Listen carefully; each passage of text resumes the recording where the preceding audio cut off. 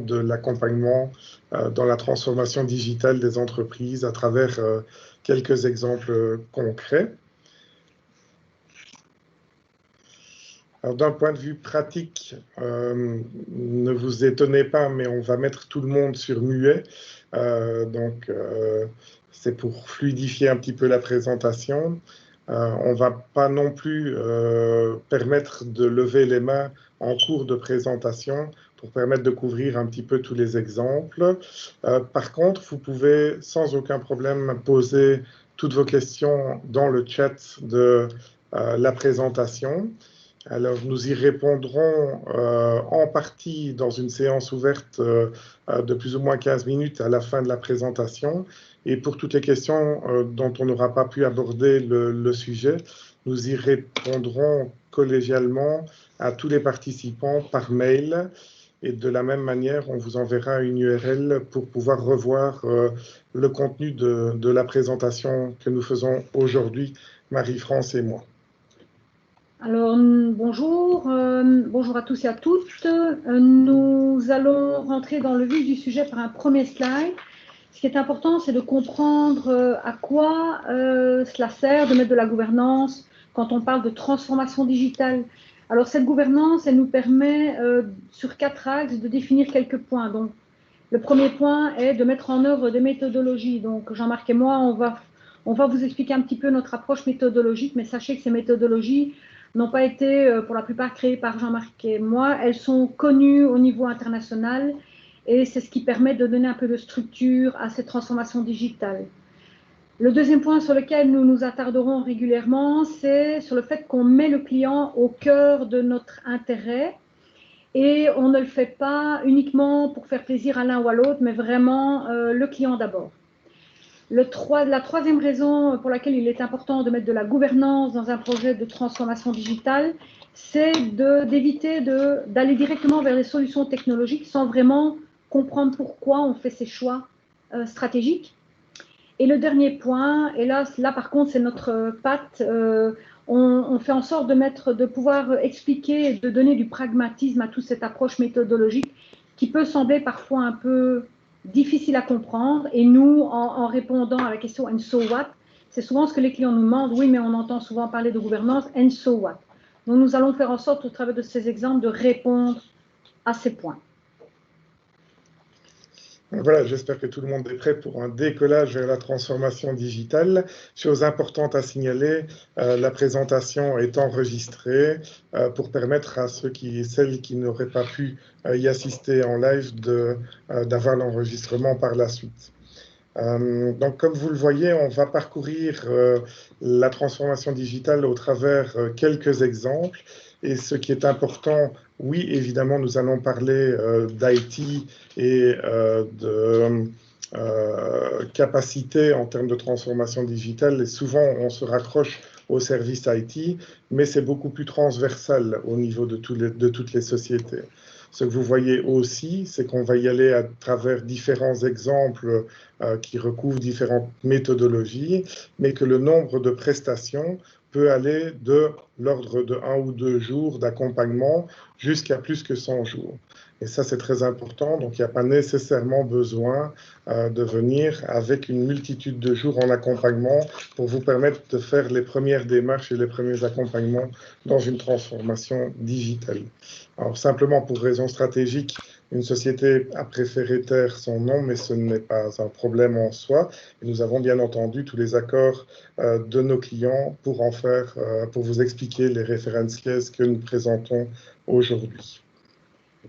Alors, nous allons commencer par un premier client qui est IDEMA Sport, très belle société qui est assez peu connue au final, même dans la région, mais moi j'ai eu la chance de la découvrir en discutant avec le commercial de ce client-là. Et ce pourquoi le client a fait appel à nous. Donc d'abord, avant tout, c'est un fournisseur d'équipements de matériel, tout sport confondu. Ils vont même créer des halls de sport pour certaines sociétés dans des projets. Ce qui était important pour eux, c'est au travers d'une 50aine de collaborateurs, avec de l'informatique totalement outsourcée, de pouvoir s'appuyer sur des indicateurs de performance. Ils voulaient sélectionner et continuer à définir des indicateurs, mais Ils ne voulaient pas non plus sauter sur les premiers indicateurs venus.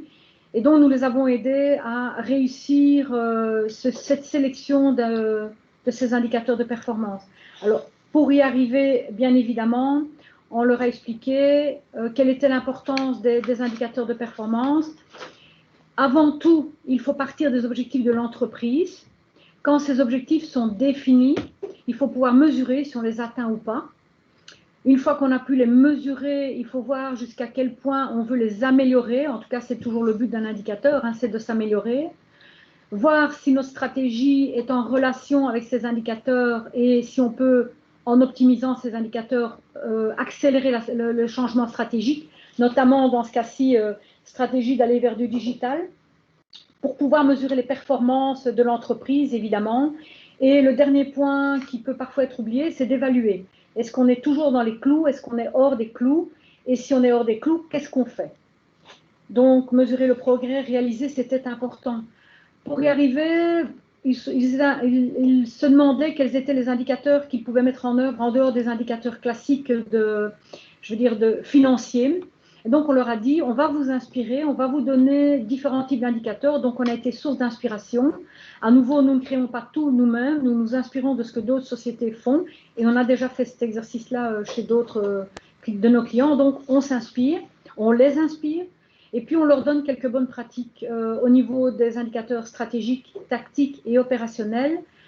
Et on leur dit, OK, une fois qu'on a décidé quels étaient ceux à mettre en œuvre, ne jamais oublier de les définir, de les documenter. Donc, vous voyez une KPI card, ce qu'on appelle une KPI card. Il y a toute une série d'éléments à donner pour être sûr qu'on ne fait pas dire aux chiffres ce qu'on a envie de leur faire dire, mais il y a bien un objectif derrière les chiffres que l'on mesure. Pour mesurer quoi? La performance de l'entreprise, comme vous l'aurez compris avec le petit dessin en bas à droite. Évidemment, ce n'est pas tout de les définir et de les mesurer, il faut les analyser. Alors l'analyse, elle peut être bien évidemment en relation avec les objectifs de l'entreprise. Il faut pouvoir les interpréter, c'est-à-dire souvent, classiquement, on dit on est dans le rouge, dans l'orange, dans le vert. Donc en tout cas, les interpréter. Quand on les interprète, on se dit comment est-ce qu'on doit réagir par rapport à ça? Est-ce qu'il faut en changer les éléments? Est-ce qu'il faut en mesurer d'autres? Est-ce que c'est critique d'avoir cet indicateur dans le rouge ou pas, ou s'y attendait? Donc en tout cas, il y a une réaction qui peut parfois être épidermique, mais en tout cas, il faut réagir par rapport à ces mesures. Et puis évidemment, le dernier, qui est le but principal d'avoir des indicateurs, c'est de prendre des décisions.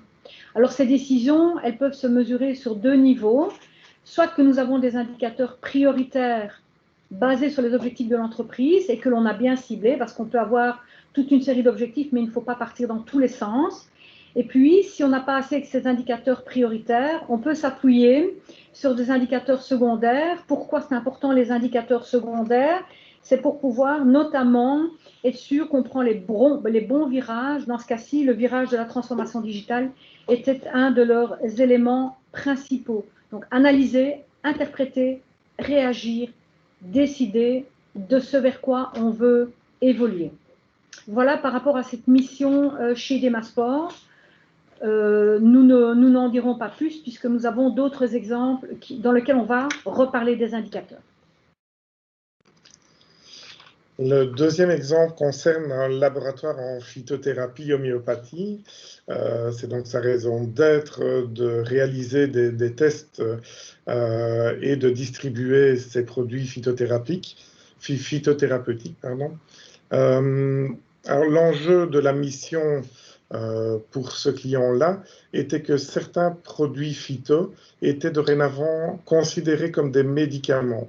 Et de ce fait, ils étaient soumis à de nouvelles règles, de nouvelles normes, notamment les normes GXP et plus particulièrement les GLP pour les normes concernant le laboratoire et la production. Donc, maîtriser les risques liés à ces nouveaux produits phyto considérés comme médicaments était leur enjeu. Ils ne savaient pas vraiment exactement par quel bout le prendre. Donc, nous sommes arrivés avec une petite analyse du laboratoire et certaines méthodologies, sachant que les principes généraux GXP sont bien entendu la traçabilité, la responsabilité et l'intégrité des données. C'est donc un focus sur ces sujets-là que nous avons abordé. Alors, nous l'avons abordé comment? En faisant une situation baseline, donc une situation ASIS telle qu'elle existait, en demandant un inventaire de toutes les ressources matérielles, informatiques, mais aussi tous les automates qui se trouvaient dans le laboratoire, et voir s'il y avait certaines obsolescences en termes de licence, en termes de système, operating system. Donc on avait des PC qui pilotaient différents automates, par exemple en Windows 7, et donc il y avait des failles de sécurité, certains risques qui étaient présents. Il y avait également, par exemple, des données brutes qui étaient enregistrées uniquement sur le disque dur du PC lié à l'automate et qui n'étaient pas centralisées ou backupées de manière transversale dans le laboratoire. Hors de cet inventaire, nous en avons fait un regroupement par thématique, par automate, par PC, par OS, etc. Et on a attribué différents probabilités et impacts que le risque arrive, ce qui donnait un certain poids. Et en fonction du poids du risque, on l'identifiait à travers la matrice de risque que vous voyez ici en haut à droite. Et en fonction de cette matrice-là, nous avons pu déterminer des priorités, des actions à mettre en œuvre pour mitiger le risque, et cela en toute conscience, puisque tous les risques avaient été inventoriés sur l'ensemble du laboratoire. Donc, définir les priorités en fonction de probabilité et de niveau d'impact était évidemment ce qui était attendu par le laboratoire et leur permettait à terme de maîtriser, de rencontrer les exigences de la norme GXP auxquelles ces nouveaux médicaments étaient soumis. Alors, le troisième exemple, qui est pour une société basée à Bruxelles, dont la raison d'être, donc TEM, le nom de la société c'est TEM, sa raison d'être, donc là nous allons passer sur le slide, donc vous aurez compris que chaque fois nous parlons de la raison d'être, ce qui est important, les enjeux et la raison d'être de cette mission.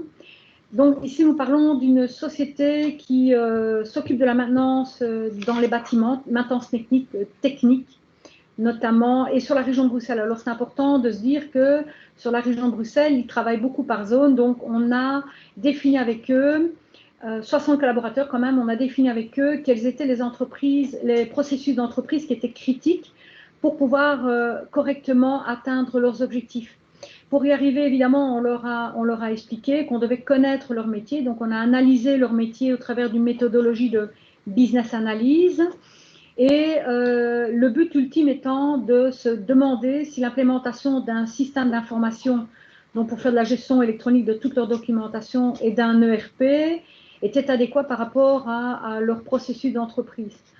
Donc, ce qu'on leur a proposé, c'est de les rencontrer, le comité de direction, mais pas que, parce que nous n'écoutons pas que le comité de direction, nous avons écouté également les responsables d'activité pour voir un petit peu quel était leur caillou dans les chaussures et ce qui fonctionnait bien pour ne pas remettre en cause et créer de la révolution. Entre-temps, et vous comprendrez sur les slides suivantes, ils ont été intégrés dans le groupe NJ et donc nous avons dû changer notre fusil d'épaule. Donc dans la première partie de la mission, comment est-ce qu'on a pu savoir quelles personnes étaient à rencontrer? On est parti d'une chaîne de valeur. Alors, comment faut-il comprendre cette chaîne de valeur? Les premiers box au-dessus sont les activités, ce qu'on appelle le core business, les activités prioritaires de l'entreprise, pour lesquelles nous avons rencontré les responsables d'activité. Et les lignes horizontales qui sont sur le bas, ce sont les départements de support. Donc, souvent, dans les départements de support, vous l'aurez compris, il y a l'informatique, mais pas que, il y a les ressources humaines, il y a la protection, puisqu'on est dans du bâtiment, donc il faut mettre des chaussures de protection, des lunettes, etc. Il y a les facilities, donc il y a toute une série de départements de support. Et nous avons demandé à ces gens, en les rencontrant, oui, mais si on doit travailler sur 5 processus clés de l'entreprise, quels sont-ils? Et là, vous les voyez listés, mais ils auraient pu être autres. Ce n'est pas nous qui décidons, Jean-Marc et moi, des processus prioritaires, mais on leur a fait des propositions. Souvent, on travaille sur les offres, les contrats, les plannings. Dans ce cas-ci, on a rajouté les factures et les compétences, puisque, vous l'aurez compris, en changeant de groupe, en rentrant sous NJ, il fallait absolument démontrer les compétences de tout un chacun. Il semblerait que les slides ne soient plus visibles. Est-ce que une autre personne participant à cette réunion peut me confirmer qu'il voit toujours bien les slides. Véronique, par exemple, Véronique, oui, ça il y en a d'autres qui me confirment qu'ils voient très bien les slides. Donc, ok, je vous remercie. C'est très aimable. Tout fonctionne bien. Il est peut-être en petit et il faut cliquer dessus. Alors, la personne qui ne voit peut-être plus les slides, les voit peut-être sous le format étiquette et doit simplement recliquer sur l'icône pour les revoir à nouveau en grand sur son écran. Merci à tous d'avoir été prolixes dans vos réponses. Ça veut dire qu'on est écouté, c'est bien. En tout cas, ça fonctionne. Une fois qu'on a défini avec eux les processus, on a fait des sessions de travail. Alors pourquoi? Parce que le directeur nous a demandé d'aider 2 personnes de l'organisation à travailler eux-mêmes sur les processus. Nous avons pour habitude de travailler avec des gens de terrain pour qu'on leur donne notre savoir-faire et qu'ils puissent se débrouiller une fois que nous quittons l'entreprise. Le but n'est pas de rester pieds et poings liés avec Jean-Marc et moi, mais vraiment de se sentir tout à fait confortable de continuer. Donc ces sessions de travail permettent, comme vous l'aurez compris, de voir les points d'amélioration dans les processus, d'émuler la réflexion, toujours avec le comité de direction, mais pas que, avec les responsables d'activité. Le rapport que vous voyez qui est sorti de cette session d'émulation a été rédigé par les 2 personnes que Jean-Marc et moi avons coachées. Donc le format est un peu différent, vous ne voyez pas le branding de Computerland, c'est exprès, nous leur avons demandé de rédiger le rapport à leur sauce. Ils se sont appropriés le sujet, objectif atteint. Entre-temps, vous l'avez compris, nous avons dû, et là nous arrivons sur le 2e slide, le rapprochement entre TEM et ENJ. Ils nous ont demandé de l'aide en disant comment est-ce qu'on peut se positionner dans le grand groupe. Et donc nous avons fait avec eux ce qu'on appelle une analyse SWOT. Et on leur a posé les questions sur les points forts, les faiblesses de leur organisation, mais également les opportunités d'extension de l'activité et les menaces. Entre-temps, le résultat que nous avons reçu, c'est que, évidemment, le groupe a imposé des choix, mais ils ont pu quand même donner leur avis aussi sur d'autres choix. Donc, ça a été du win-win pour TEM et ENJ dans ce cas-là, au travers de la SWOT. Exemple suivant, dans un contexte hospitalier, il s'agit du CNDA, donc Clinique Notre-Dame-des-Anges à Liège. Donc on parle ici d'une équipe de 150 collaborateurs, évidemment, qui sont principalement des médecins, des équipes soignantes, et 2 personnes dédiées à l'IT, sachant qu'ils avaient en responsabilité autant la partie projet que la partie incident et aussi request, donc tout ce qui était changement. Ce qui faisait évidemment pas mal de travail pour 2 personnes dans un contexte hospitalier. Ce qui était aussi compliqué pour eux, c'était de mettre des priorités et d'arriver à finaliser les projets. Donc, nous avons, Marie-France et moi, accompagné cette équipe de 2 personnes à travers des workshops, comme on l'a vu précédemment. D'une part, pour déterminer un peu les compétences en fonction du T-modèle. Alors, compétences un peu comme des médecins, hein, d'un point de vue généraliste, de manière horizontale avec la barre T horizontale, mais aussi de manière spécialiste avec la barre verticale, qui sont plus pointues dans certains domaines et qui agiront principalement sur ces domaines de spécialité. Donc, en termes d'aide et de mission de Computerland, c'était vraiment aider ces 2 utilisateurs, ces 2 personnes ICT à monter en maturité et à pouvoir définir leur priorisation, tout en se basant sur l'outil ITSM et aussi sur une base de données des connaissances. Si je puis rajouter un point sur le slide précédent, Jean-Marc, le but était de transformer l'informatique pour aller vers le monde de la digitalisation également. Vous l'aurez compris qu'à 2 pour 150 utilisateurs, ce n'est pas évident d'avoir du temps de projet, justement pour cette mutation. Donc, comme sur les précédentes missions, nous avons réalisé avec eux une baseline pour savoir où ils se situaient dans les niveaux de maturité des services ICT. Ils étaient un peu entre le chaos et le réactif. Et donc, la mission consistait aussi en les aidant et en apportant notre expérience à pouvoir augmenter en maturité par rapport à ça. On a établi avec eux un catalogue de services métiers qui a permis aussi de mettre en évidence ce qu'ils faisaient et ce qu'ils ne faisaient pas, ce dont ils étaient responsables et ce dont ils n'étaient pas responsables, ce qui facilitait aussi la communication avec le métier. Par exemple, de donner des accès à une application n'est pas de la responsabilité de l'informatique, c'est de la responsabilité du métier de dire si oui ou non telle ou telle personne peut avoir accès à telle ou telle information. Donc on a repositionné un petit peu tout ça à travers une transformation digitale globale, à travers des outils qu'ils avaient déjà, mais qu'on a améliorés. Et donc, la transformation digitale, c'était principalement pour eux de pouvoir redorer le blason des services IT par la communication, par un catalogue de services, et tout ça en optimisant les outils existants. Un exemple de ce qu'ils faisaient et ce qu'ils ne devaient pas faire, c'était par exemple le processus de gestion des maintenances. On voit que tout ce qui était maintenance biomédicale au niveau de certains appareils comme pH-mètre, etc., n'était pas du ressort ni du support de l'informatique. Par contre, des maintenances correctives, préventives et amélioratives étaient de leur responsabilité. Et à partir du moment où on pouvait les prévoir et les planifier, on gagnait du temps sur le mode pompier pour ne pas toujours agir en termes de réactivité, mais bien en termes de proactivité. Ce qui leur a donné du temps pour travailler sur des projets, au risque de le répéter, d'amélioration et de transformation digitale. Alors, en parallèle à l'action de Marie-France et moi-même en termes d'augmenter la maturité, de remettre un peu en place les outils, le département Système Engineer les a aidés à mettre en place, par exemple, du monitoring, du backup, des échéanciers de maintenance préventive, et ça de manière tout à fait pragmatique sur leur environnement. On a réalisé aussi quelques upgrades PC et serveurs, ce qui a permis de aussi diminuer les risques, les impacts, mais de définir, et on en a déjà parlé, des indicateurs qui sont propres à leur activité et qui permettent de mesurer aujourd'hui la pertinence des actions qu'ils prennent. On a remis en ordre un petit peu un comité de changement avec surtout un suivi opérationnel, tant au niveau des projets qu'au niveau des demandes de changement qui peuvent arriver régulièrement. Et ça leur permet encore aujourd'hui d'avoir priorisé les différentes tâches et actions à prendre dans leur transformation digitale et dans la communication avec l'ensemble des services et des métiers de l'hôpital.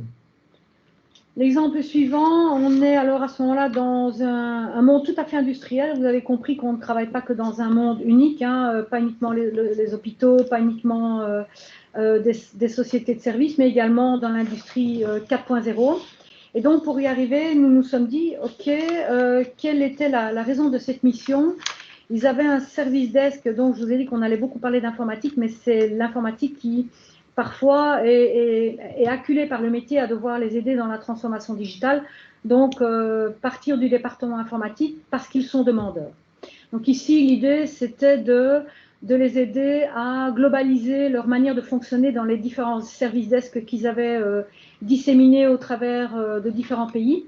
Et donc, ils voulaient vraiment se positionner comme toujours rester dans le monde du leader mondial pour des solutions dans le cas d'applications abrasives. Enfin là, pour être bref, Magoto, pour ceux qui ne le savent pas, ce sont les roulements à billes, notamment ils créent des roulements à billes dans les gros centres industriels dans le monde. Et donc, société qui a été rachetée par le Chili, fleuron belge qui a été racheté par le Chili, et donc là, le Chili a décidé de professionnaliser l'informatique. Pourquoi? Parce qu'ils se rendaient compte que tout au travers du monde entier, les services n'étaient pas rendus avec la même qualité et que les utilisateurs se plaignaient d'avoir un temps de réponse assez élevé. Pourquoi? Il y a le 24/7, évidemment, il faut assurer du 24 heures sur 24, 7 jours sur 7. C'était aussi un élément important. Et mesurer la performance. Il y avait des doutes sur la performance du département de support dans sa globalité. Donc, il fallait mettre en évidence qu'il y avait des choses quand même qui fonctionnaient bien malgré tout. Et donc, pour y arriver, toujours partir de la situation actuelle. Donc, on leur dit toujours, dites-nous comment vous fonctionnez maintenant pour voir comment on peut vous aider. Donc, la situation ASIS, on a travaillé sur 3 axes. On s'est dit, quels sont vos clients? quels sont les services que vous pouvez leur fournir et quels sont vos fournisseurs de services. Est-ce que vous le faites en interne ou est-ce que vous faites appel à d'autres partenaires? Donc, on a éclaté les différents éléments sur ces 3 axes-là. Et à partir de ces éléments clés détectés en discutant avec l'entièreté de l'équipe, on s'est dit, ben, on va mettre en place, on va donner du rythme à tout ça. Donc, on a mis en place ce qu'on appelle une roadmap. Hein. On ne voulait pas travailler sur tout en même temps, mais ça, je pense que toutes les sociétés sont conscientes qu'on ne peut pas tout faire en même temps, sinon rien n'aboutit. Donc, on a donné du rythme et on s'est dit, donner du rythme, c'est bien, mais avec qui on va donner ce rythme-là? On a regardé les compétences des gens dans l'équipe. Alors, il y avait des compétences qui étaient sous-utilisées, d'autres surutilisées. Et donc, c'était important de revenir sur l'individu, l'être humain. On vous l'a dit tout à l'heure, il faut vraiment avoir l'humain au centre de nos intérêts. Et on leur a demandé à ces humains, à ces prestataires de services informatiques, de nous lister tous les services qu'ils rendaient au métier. Et c'est comme ça qu'on s'est rendu compte qu'il y avait quand même pas mal de choses qui étaient faites. Et on s'est dit, oui, mais comment est-ce qu'on peut uniformiser tous ces services qui étaient faits parfois en local, parfois en régional, parfois en global, pour donner un sens à toutes ces activités-là. Donc, on a créé ce qu'on appelle, et vous l'avez déjà entendu par Jean-Marc par le passé, dans les autres cas, on a créé un catalogue de services et on leur a demandé de définir, au travers d'une matrice RASCII, vous avez la signification de chacune des lettres, qui fait quoi. Alors, évidemment, quand on demande qui fait quoi, on ne met pas le nom de personne, mais on met les fonctions de ces personnes-là.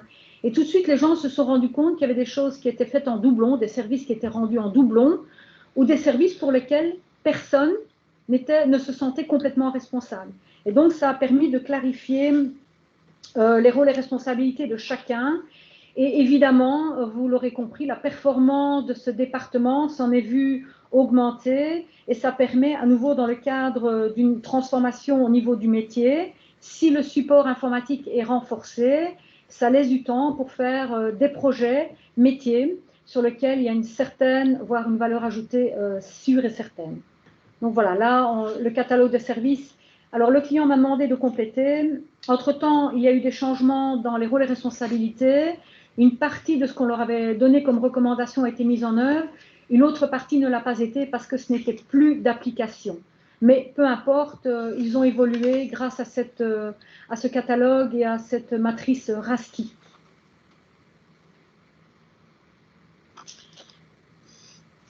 L'exemple suivant est la Société coopérative agricole de la Meuse, autrement appelée SCAM.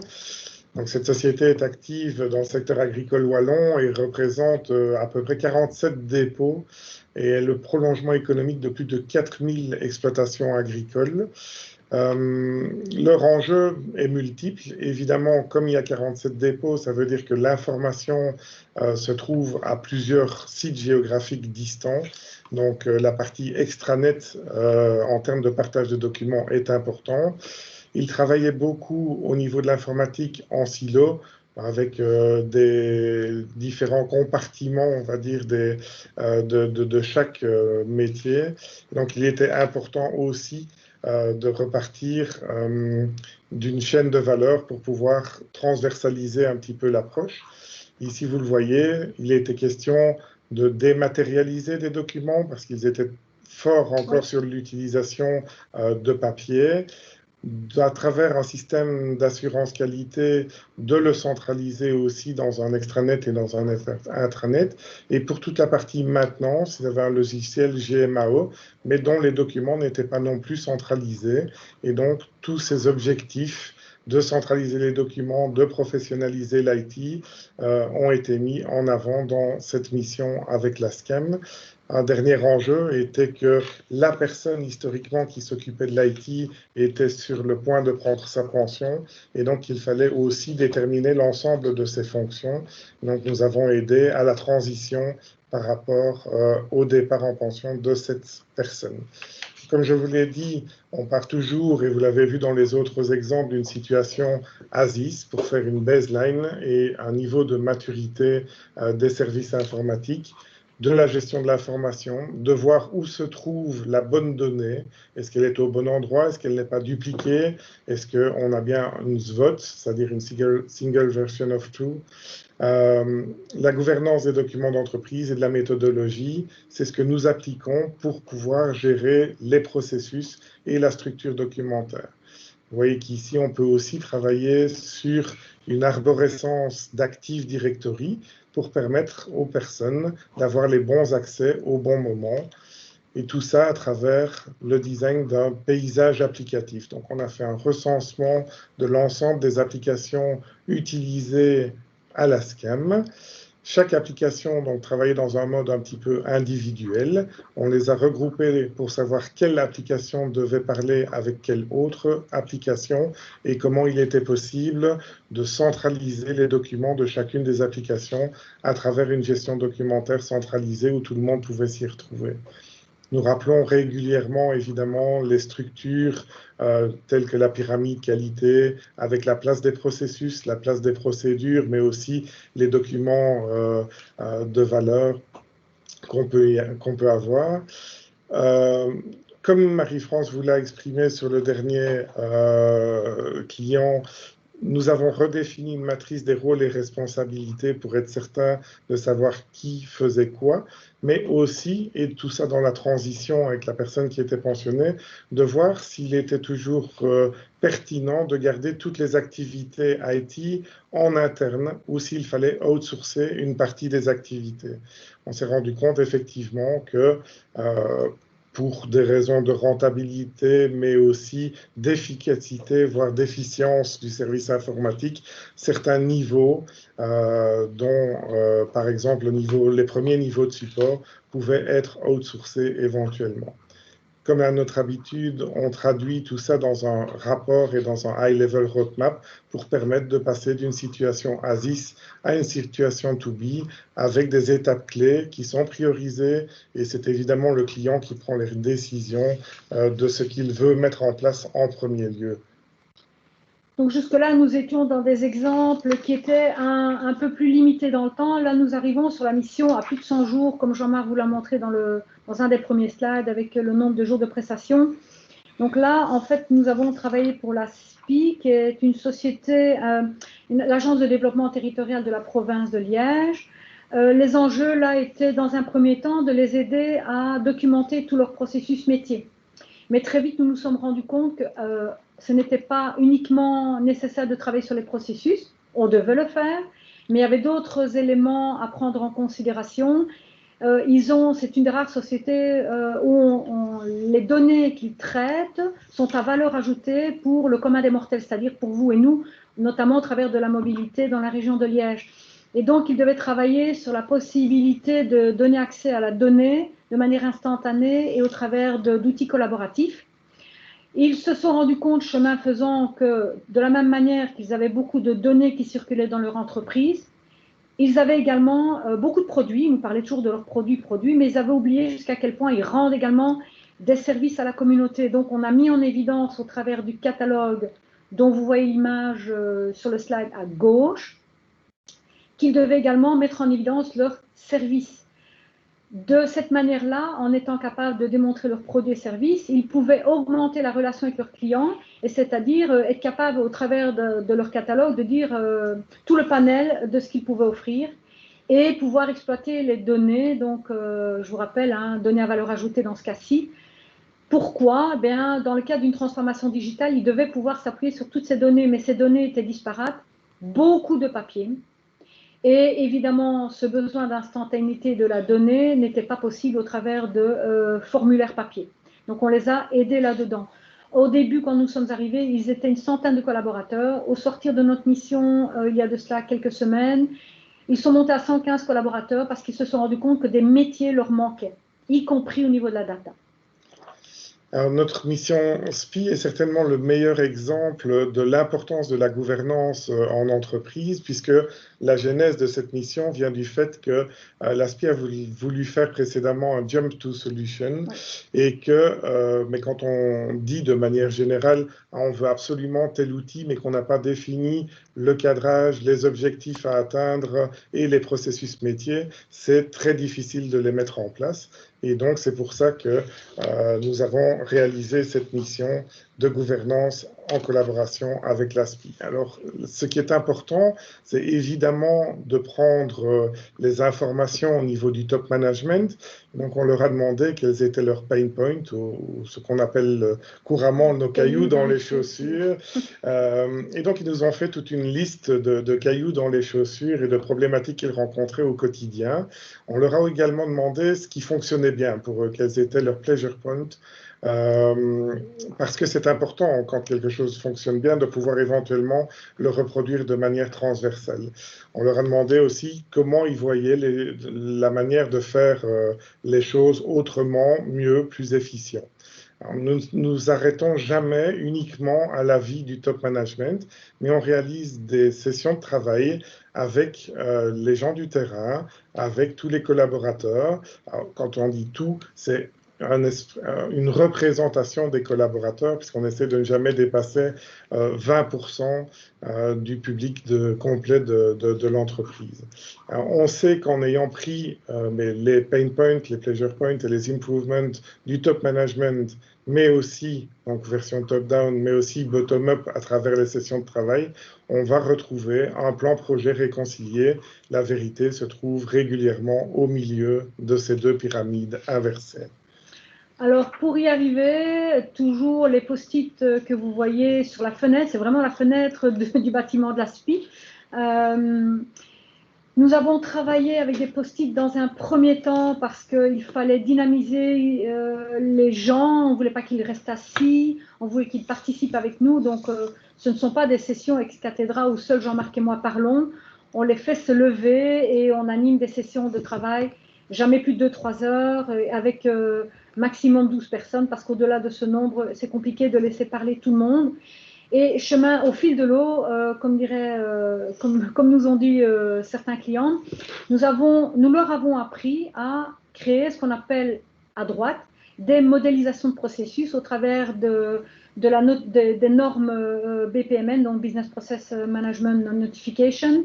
En partant d'une feuille Excel, en bas à gauche, on liste toutes les activités du processus. Avec un click button, nous arrivons sur un modèle de processus en haut à droite, tout à fait modélisé avec quelques modifications apportées. Donc, ce que je veux dire par là, c'est pour faire gagner du temps à tout le monde et leur permettre de le faire, eux, à partir d'aujourd'hui où nous ne sommes plus là. Une feuille Excel, tout le monde sait la remplir. En plus, ils utilisaient énormément Excel chez eux, donc ils avaient tout à fait la connaissance de l'outil. Et avec un simple clic, on a comme ça démontré la faisabilité de faire de la modélisation de processus sans avoir suivi des cours spécifiques en la matière. Et qu'est-ce que nous faisons à partir de cette modélisation de processus? Nous faisons une autre méthodologie qui s'appelle le Lean, et nous leur demandons quelles sont les étapes dont on pourrait se passer si on automatisait, donc si on allait vers la transformation digitale, si on automatisait certaines étapes, si on se demandait quelle est la valeur ajoutée d'avoir 3 validations, parce que c'est une société qui était assez pyramidale, donc 3 validations pour une seule et même activité, est-ce que c'est nécessaire? Oui, non. Et c'est comme ça que nous leur avons appris à simplifier leur processus pour qu'en 2B, ils aient une augmentation de performance.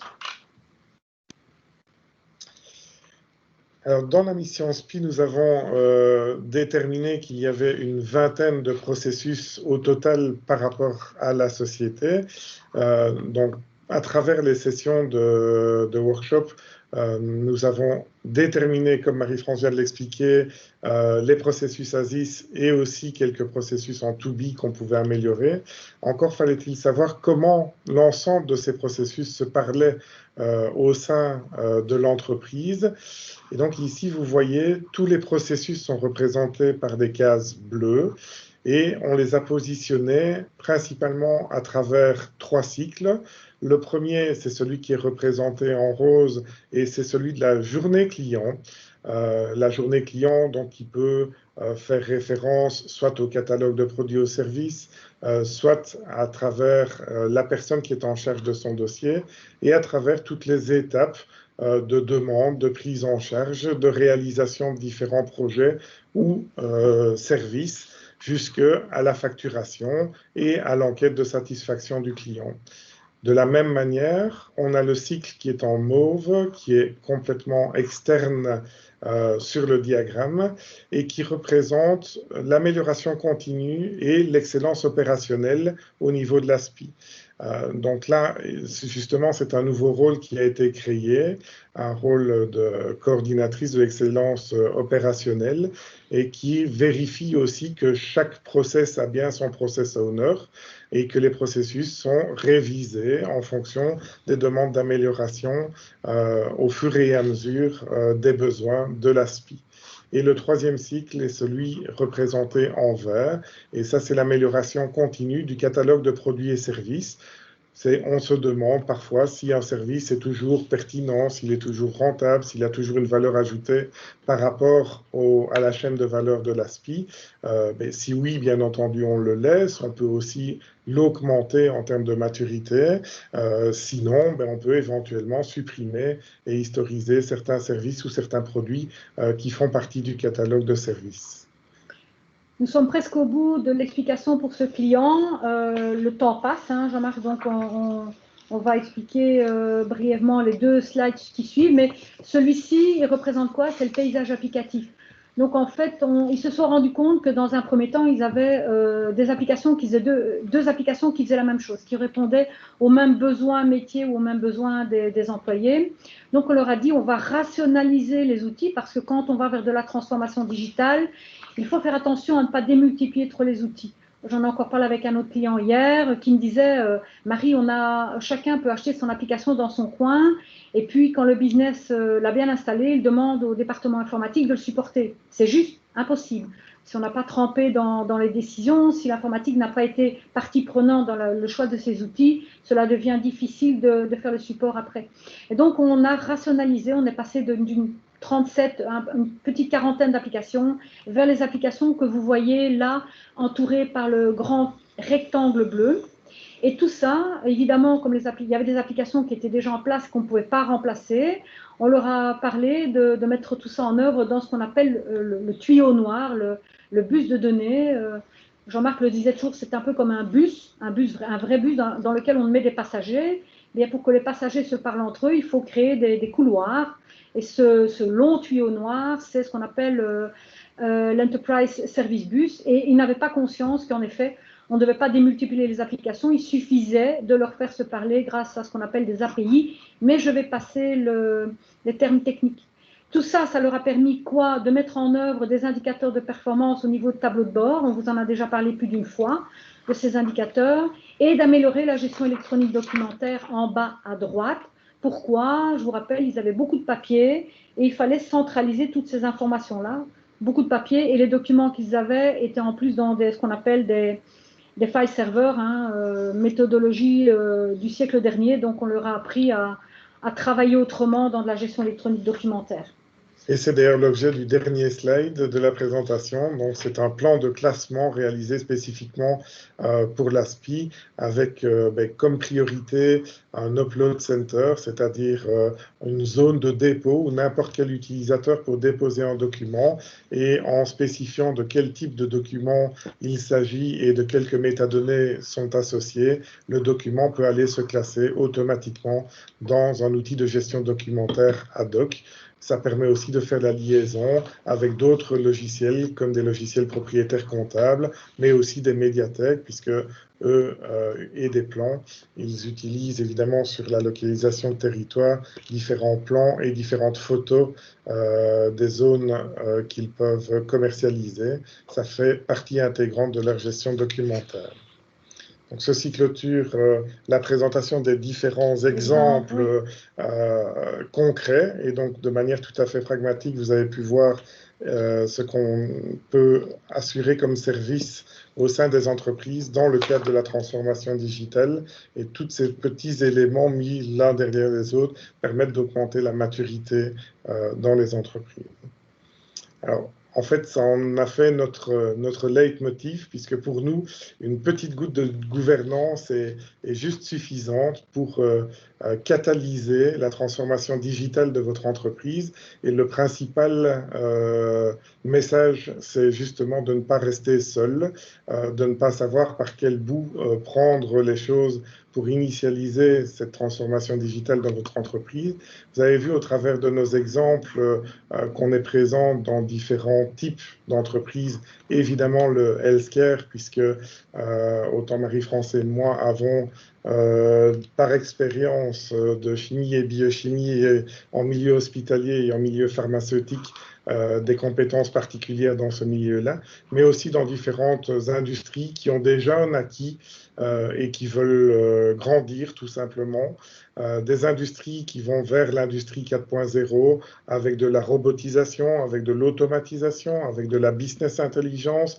Et on a parlé suffisamment des KPI, mais l'interprétation des KPI à travers de la business intelligence a tout son sens, bien évidemment. Et aussi à travers des sociétés de services. Computerland est une société de services et nous pouvons apporter de la gouvernance à travers ces différents exemples et c'est ce que nous faisons aussi en interne chez Computerland. Alors évidemment, tout ça ne se fait pas au hasard. Nous avons un catalogue de services. Nous n'allons pas le détailler. Ce qui est important, comme ça, vous l'aurez dans la présentation qu'on vous enverra, en tout cas le support qu'on vous enverra par la suite. Mais ce qui est important de comprendre, c'est que, Jean-Marc vous l'a dit, une goutte suffit. Mais cette goutte, il faut bien choisir son orientation. Est-ce qu'on a besoin d'aide au niveau stratégique, au niveau de l'organisation, dans la définition de vos processus, dans la gestion de vos données? Alors là, on a une activité complémentaire à notre activité à Jean-Marc et moi, qui est typiquement liée à la data, qui est dans l'organisation de Computerland, clairement identifiée comme un axe à part entière. On donne des informations à ce département qui va jusqu'à créer ce qu'on appelle des master data models, des tableaux de bord, etc. Certains d'entre vous, nous le savons, ont déjà pris contact avec cette activité.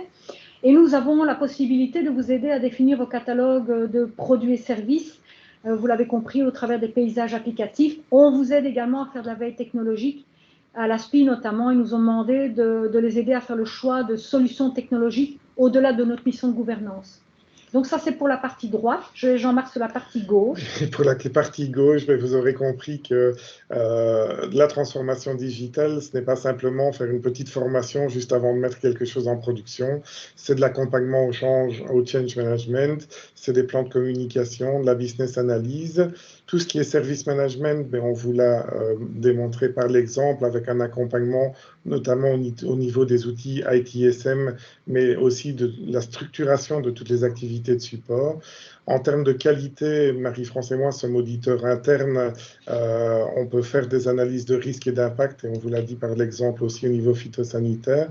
Nous avons chez Computerland un département web qui peut aider en support toute la partie intranet et la partie extranet, vraiment nécessaire aussi dans la distribution et la centralisation de tous vos documents d'entreprise. Et on peut vous accompagner en termes de gestion de projets, de programmes, étant un ensemble de projets, mais aussi dans la rédaction de cahiers des charges. Alors, pour nous laisser encore un petit peu de temps pour répondre à l'une ou l'autre question, nous allons laisser afficher ce takeaway. Donc, c'est les informations que vous pouvez reprendre avec vous. C'est-à-dire, on vous a beaucoup parlé de méthodologie. Vous en avez la liste au niveau stratégique, process, service management, les normes, les risques, la conduite du changement est centrée sur la personne. Si vous tapez tous ces mots-clés là sur Internet, vous allez sans doute mieux comprendre que nous n'avons rien inventé. Nous pragmatisons ces approches méthodologiques, mais nous n'avons rien inventé. Et juste dans la partie droite, au niveau des mots-clés à retenir, mais vous aurez compris la force d'un binôme comme Marie-France et moi-même en termes d'accompagnement dans de la gouvernance ou dans du change management, avec toujours l'humain au centre des préoccupations pour un seul but, c'est la valeur ajoutée au niveau de la société et des collaborateurs. Nous sommes validés également par la région Wallonne, au niveau de Jean-Marc pour la maturité numérique et moi-même pour l'excellence opérationnelle. Donc, si vous répondez aux demandes de la région Wallonne pour pouvoir bénéficier de cette aide, n'hésitez pas à le faire savoir. Oui, on parle de chèque entreprise dans le cadre d'aide à la région Wallonne. Oui, tout à fait. Et donc, le dernier slide dit quoi en substance, mais pour ceux qui ont déjà participé à certains de nos événements, ils le reconnaîtront. Si vous avez des questions complémentaires, vous pouvez adresser vos emails à operation@computerland.be, mais évidemment, vous connaissez tous votre business consultant attitré et vous pouvez prendre contact avec eux. Nous allons répondre à 2 ou 3 questions maintenant pour les 7 minutes qui nous restent. Cependant, nous allons consolider les questions que nous recevrions aujourd'hui ou par la suite. Et nous allons y répondre en même temps que nous allons vous envoyer un support un peu plus sympathique au travers d'un lien que vous accéderez dans le mail que vous recevrez de notre département de marketing au-delà de la session. Voilà, nous laissons ce slide en questions-réponses.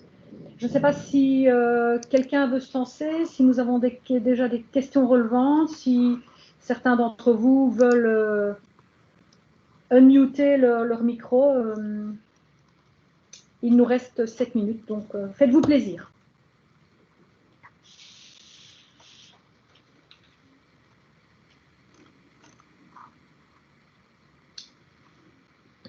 Y aurait-il des timides parmi les participants? N'hésitez pas à poser vos questions évidemment dans le chat. Nous avons quelqu'un derrière le chat qui peut nous remonter les questions. Il faut peut-être unmuter tout le monde. Je ne sais pas. Voilà, voilà. Nous espérons en tout cas que l'expérience que vous avez, on a été capable de vous montrer l'expérience et que votre expérience a été intéressante au travers de l'écoute de cette présentation. Et nous espérons qu'on a pu vous convaincre sur le fait que la transformation digitale se passe dans tout secteur confondu et qu'au-delà de simplement faire appel à de l'informatique, nous avons pas mal de contacts avec le côté métier, puisque au final, si on fait de la transformation, on applique de la transformation digitale, c'est quand même pour augmenter la performance dans les différents métiers. Merci à vous tous et toutes pour cette présence. Merci beaucoup. Et nous espérons vous revoir aux prochains événements qui sont organisés par la suite. Et vous êtes invités en fonction des différents événements, donc n'hésitez pas à vous y inscrire. Merci à tous et à bientôt. Très bon après-midi. Au revoir. Au revoir.